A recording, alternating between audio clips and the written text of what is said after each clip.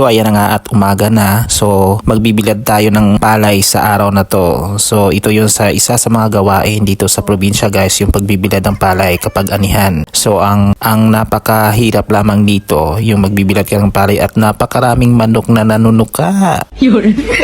Okay lang sana kung tumuto ka pero kinakahig pa nila, nakakalat yung ibang palay. At isa pa sa napakahirap dito guys kapag nagbibilad ng palay, kapag yung paglaladlad mo ng mga manta tapos malakas yung hangin ay nililipad siya ng hangin. So stop muna tayo, so pause muna tayo para meron tayong pang thumbnail.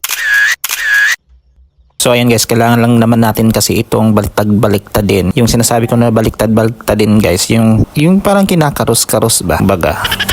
At yung isa pa sa pinakamahirap dito guys kapag nagbibilad ka ng palay, yung biglang kumulimlim yung panahon, biglang nagto-turn over sa makulimlim na panahon na parang uulan at parang hindi naman. At kailangan talaga natin mag-jacket kapag nagbibilad tayo ng palay. At saka isa na rin dito yung pinakagamit dito yung face mask kasi yung alikabok ng palay o yung giro ay baka malanghap nyo kung allergy po kayo sa mga ganitong bagay na kagaya ko, hindi ko alam kung yung ubo ko ay nanggagaling dito sa mga girok na to. So ayan na guys, dapat patuloy lang natin tong halukayin para yung ilalim niya ay medyo matuyo-tuyo naman siya kasi basa to inani doon sa may palayan guys. So ayan guys, stop muna tayo sa andyan na naman ang mga manok.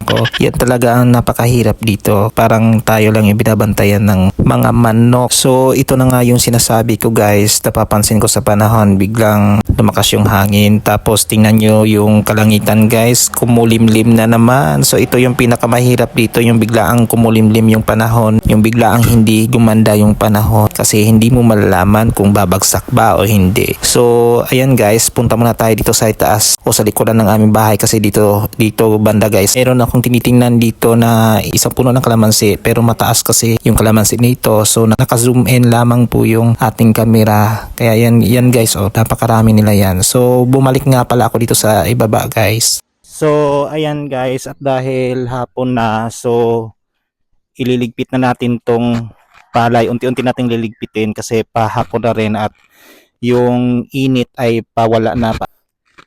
I mean palipas na yung init ba. So okay, gagamit tayo ng microphone para marinig tayo sa malayo.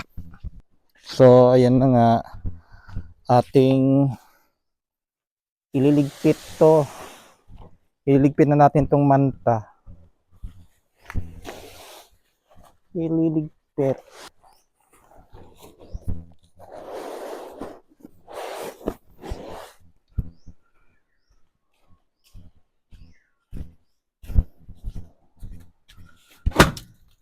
So ito lang kasi ang hirap dito guys, yung pag magbilad ng palay.